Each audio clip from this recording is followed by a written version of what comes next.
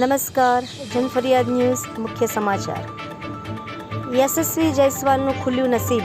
એક પણ ઓડીઆઈ રમ્યા વિના સીધી ચેમ્પિયનશિપ ટ્રોફીમાં એન્ટ્રી.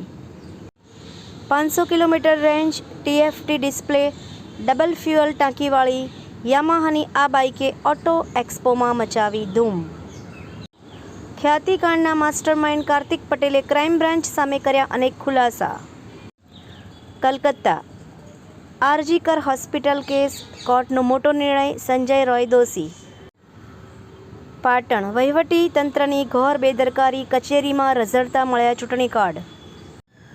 બનાસકાંઠાના જિલ્લા વિવાદના અમદાવાદમાં પડઘા, ધાનેરાના સ્થાનિકોનો કલેક્ટર કચેરીએ હોબાળો. દિલ્હીમાં ચૂંટણી પ્રચાર દરમિયાન અરવિંદ કેજરીવાલ પર હુમલો. અરવિંદ કેજરીવાલની કાર પર હુમલો કરવામાં આવ્યો. કેજરીવાલને કાળા ઝંડા બતાવવામાં આવ્યા અને પથ્થરો પણ ફેંકવામાં આવ્યા. અમદાવાદ ખ્યાતિકાંડમાં PMJAY કાર્ડને મંજૂરી આપનાર મિલાપ પટેલને કરાયો સસ્પેન્ડ. જામનગર સાંઢિયા પુલ પાસે અને કનસુમરાવાડી પ્રાથમિક શાળાનું દબાણ મનપાએ દૂર કર્યું. શું નહેરુએ ભૂલ કરી? આઝાદી બાદ ભારતમાં જોડાવા માંગતું હતું આ રજવાડું, છતાં ન કર્યું વિલીનીકરણ. બાદમાં પાકિસ્તાને કરી લીધો કબજો.